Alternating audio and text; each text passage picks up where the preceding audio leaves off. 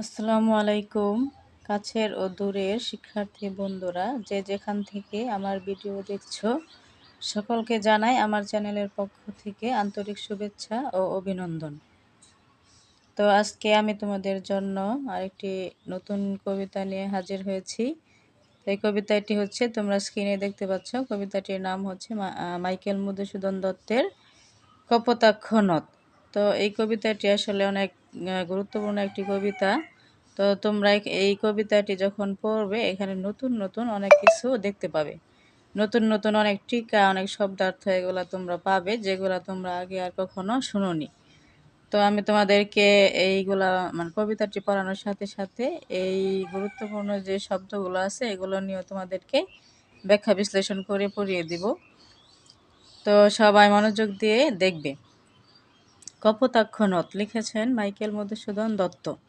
তো আগে আমরা এখানে কবি পরিচিতিটা আগে আমরা পড়ে নিই। তো এখানে মধুসূদন দত্ত সম্পর্কে আগে এখানে বলা হচ্ছে, দেখো কি বলছে, যে মধুসূদন দত্ত 1824 খ্রিস্টাব্দে 25শে জানুয়ারি যশোর জেলার সাগরদাড়ি গ্রামে জন্মগ্রহণ করেন।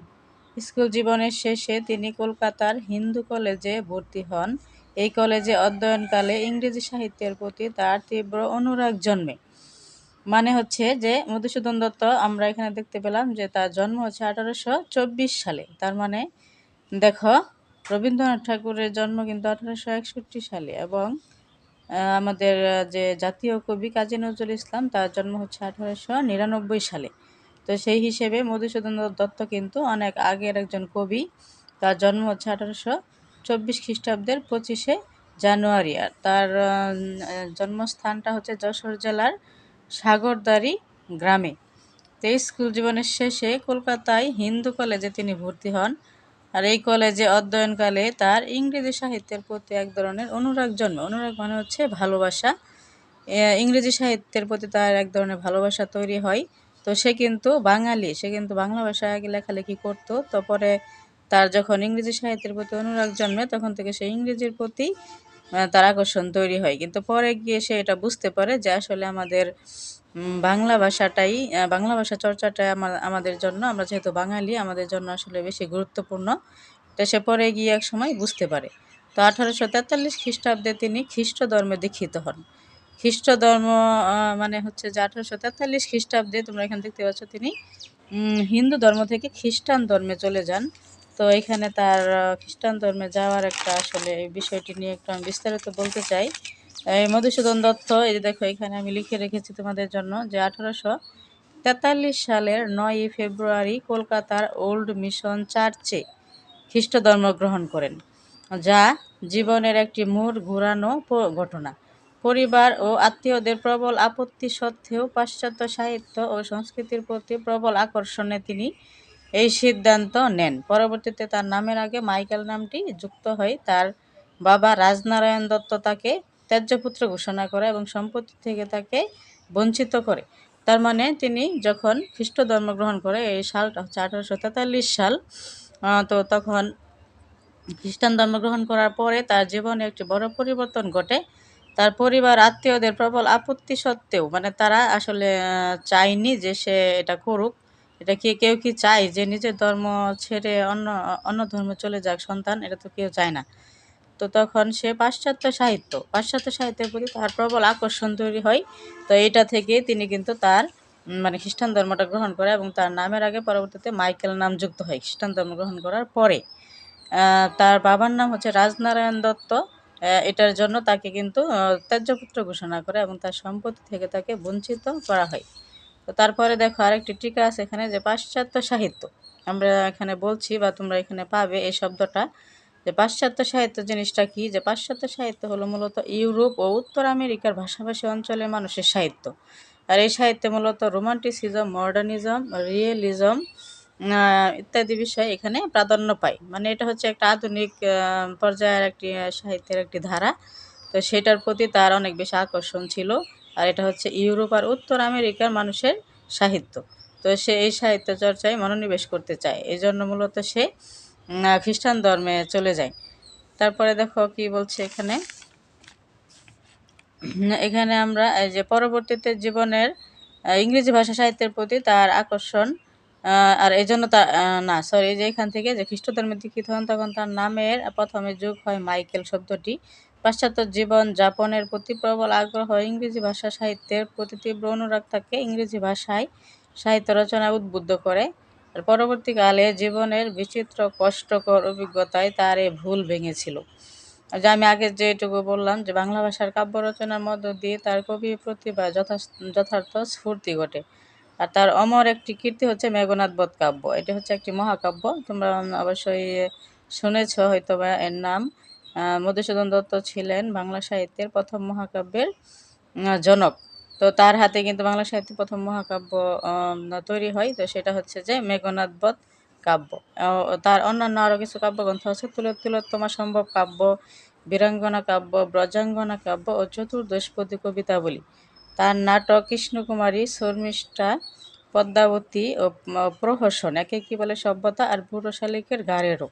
তো প্রহসন বিষয়টা কি এটা তোমাদের একটু বুঝতে হবে, যেখানে আমি লিখে রেখেছি যে প্রহসন হলো এক ধরনের হাস্যরসাত্মক ও ব্যঙ্গাত্মক নাটক, যা সমাজের অসঙ্গতি, কুসংস্কার, নৈতিক অবক্ষয় ও রক্ষণশীলতাকে তুলে ধরে। তার মানে প্রহসন হচ্ছে এক ধরনের ব্যঙ্গ করে লেখা একটি নাটক, যেখানে ব্যঙ্গের মাধ্যমে মানে হাস্যরসের মাধ্যমে একটু ব্যঙ্গ করে সমাজে যদি কোনো অসঙ্গতি থাকে, সমাজে কোনো কুসংস্কার, নৈতিক অবক্ষয়, রক্ষণশীলতা থাকে, তা এই প্রহসনের মাধ্যমে তুলে ধরা যায়। মধুসূদন দত্ত তার প্রহসনের মাধ্যমে এই দুটো প্রহসন রচনা করেছেন, যাকে কি বলে সভ্যতা আর বুড়ো শালিকের গাড়েরও। বাংলা কাব্যে অমৃত ঠাকুর ছন্দ এবং সনেট প্রবর্তনে তিনি যোগ করেছেন নতুন মাত্রা। 1873 খ্রিস্টাব্দে 29শে জুন কবি পরলোক গমন করেন।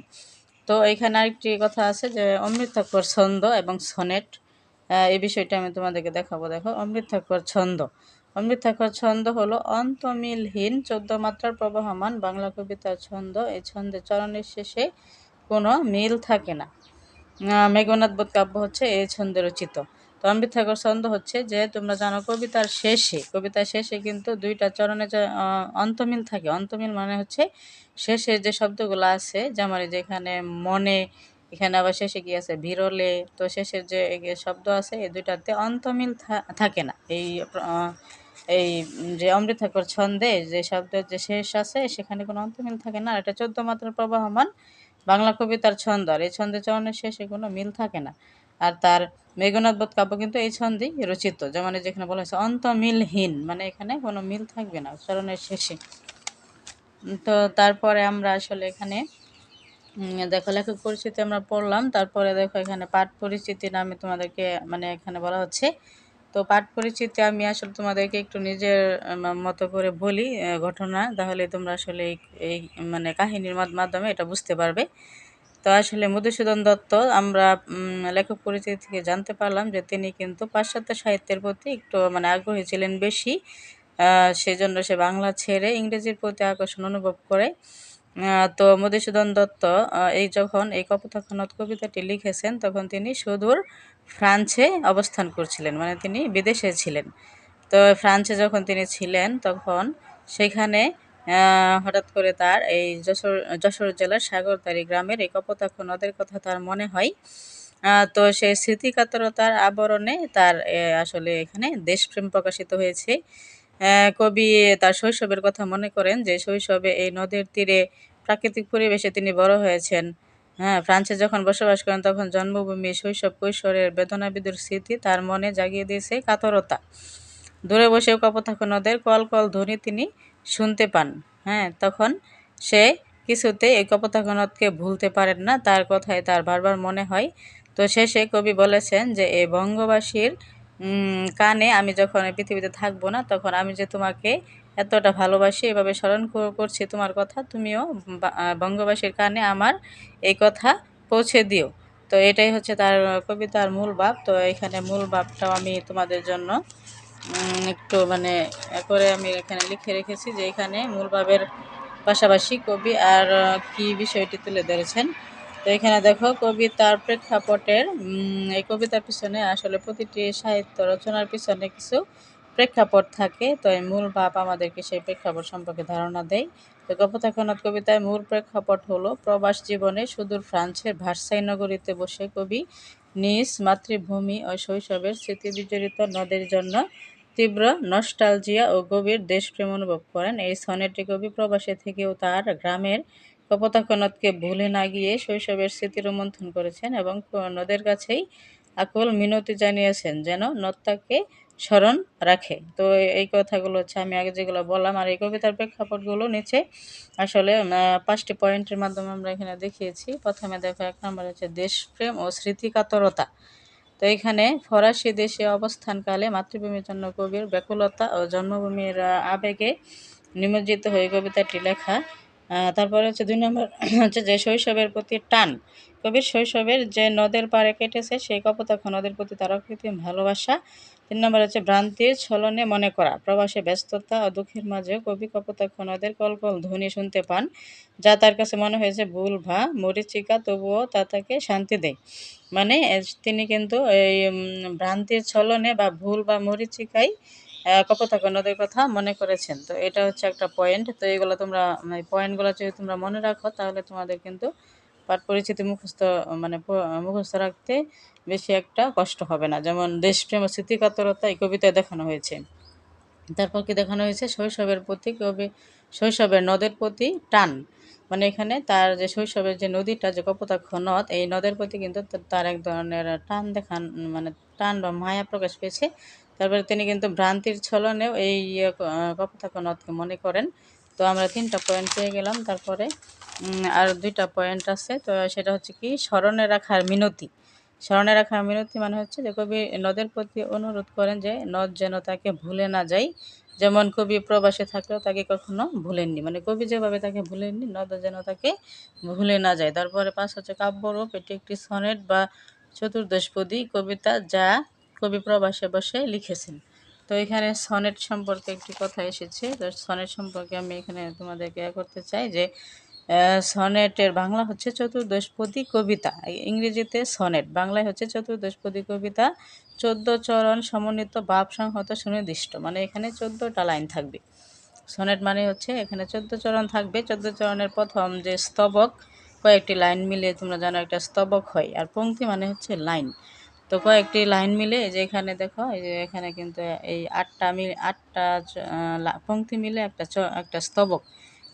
গুনে দেখো ১, ২, ৩, ৪, ৫, ৬, ৭, ৮। তো ৮টা মিলে কিন্তু আসলে একটি কি হচ্ছে এখানে একটি স্তবক হচ্ছে। আর পরবর্তীতে কি আছে ৬টি লাইন আছে। এই ৬টি মিলে একটি স্তবক। তো এখানে ৮ আর তারপরে হচ্ছে ৬। ৮ আর ৬ যোগ করলে কত হয় ১৪। তো এখানে ১৪টি চরণ আছে দেখে এটাকে বলা হয় চতুর্দশপদী কবিতা। আর এই কবিতায় প্রথম ৮ চরণের স্তবককে অষ্টক বলা হয় আর পরবর্তী ৬ চরণের স্তবককে শঠক বলা হয়। তো অষ্টকে মূলত ভাবের প্রবর্তনা এবং শঠকে ভাবের পরিণতি থাকে। আর এটার মধ্যে কয়েকটি মিল আমরা দেখতে পাই। যেমন প্রথম ৮ চরণে ক, খ, খ। প্রথম ৮ চরণ থাকে হচ্ছে ক, খ, খ, খ, ক, খ, খ, ক। আর শেষ ৬ চরণ হচ্ছে ঘ, উ, চ, ঘ, উ, চ। অথবা প্রথম ৮ চরণে ক, খ, খ, ঘ, ক, খ, খ, গ এবং শেষ ৬ চরণ হচ্ছে ঘ, ঘ, ঘ, ঘ, উ, চ, চ। কপোতাক্ষ নদ একটি চতুর্দশপদী কবিতা। এখানে মিল বিন্যাস হচ্ছে ক, খ, ক, খ, ক, খ, খ, ক, ঘ, গ, ঘ, ঘ, ঘ, ঘ। তার মানে এখানে কিন্তু একটি আমরা এখানে কপোতাক্ষ নদ কবিতার একটি এই যে দেখো এখানে একটি মিল বিন্যাস দেখতে পাই। মিল বিন্যাস, এই যে মিল বিন্যাসটা কীভাবে হলো তো সেটা তোমাদেরকে বুঝতে হবে। মনে করো এখানে কি বলছে কবি যে সতত হেন তুমি পরমোর মনে। আচ্ছা এখানে মনের শেষে কি আছে নে। এখানে কিন্তু মনের শেষে এখানে নে আছে নে। হ্যাঁ, এই নে সমান আমরা কি ধরবো ক ধরবো। এখানে যে গণিত দেখো না যে এটা এক সমান এত, ওয়াই সমান এত এভাবে ধরা হয়। তো এখানে আমরা নে সমান ধরবো ক আর লে সমান ধরবো হচ্ছে খ। তো লে সমান আমরা কি ধরবো লে সমান ধরবো হচ্ছে খ। তাহলে দেখো এইভাবে মিলাও ক খ, যে নে সমান ক আবার লে সমান হচ্ছে লে সমান খ। আবার এখানে নে সমান হচ্ছে ক, এখানে হচ্ছে খ। আবার এখানে ক, এখানে খ। আবার এইখানে দেখো খটা কিন্তু এখানে আগে এসে পড়ছে। এই যে লে, এই যে এখানে কিন্তু লে কিন্তু ২ বার আছে। তার মানে এখানেও খ আবার এখানে হবে খ আর এখানে হবে নে, এখানে হবে ক। আচ্ছা, এইভাবে আমরা পরবর্তীতে দেখি। দেখো পরেরটা, যেমন ওই যে যা বে, একটা হচ্ছে শেষে হচ্ছে লাইনের শেষে হচ্ছে বে, একটা হচ্ছে তে। এই বে সমান আমরা এখানে ধরবো বে সমান গ, আর তে সমান ঘ। তাহলে দেখো ভে সমান যদি আমরা গ ধরি, বে হচ্ছে গ আর তে হচ্ছে ঘ, তাহলে এখানে হবে গ ঘ। আবার হচ্ছে বে আছে তাহলে গ, পরে আবার তে আছে ঘ, আবার বে আছে ঘ, আবার তে এখানে দেওয়া, তারপর মানে হচ্ছে কি ঘ। আচ্ছা, এভাবে তাহলে আমরা অন্তমিলটা আমরা তাহলে কিভাবে বের করলাম। এখানে হবে, এই লাইনে হবে ক, আর পরের লাইনে হবে খ, আবার এখানে হবে ক, এখানে আবার হবে খ। হ্যাঁ, আবার এখানে হবে ক, এখানে হবে খ, আর এটাতে হবে ক, এখানে না, সরি, এই যে এখানে হবে লে দুইবার আছে, তার মানে এই যে এখানে হবে খ। তাহলে এই যে এভাবে আমরা অন্তমিলটা এখানে পেলাম।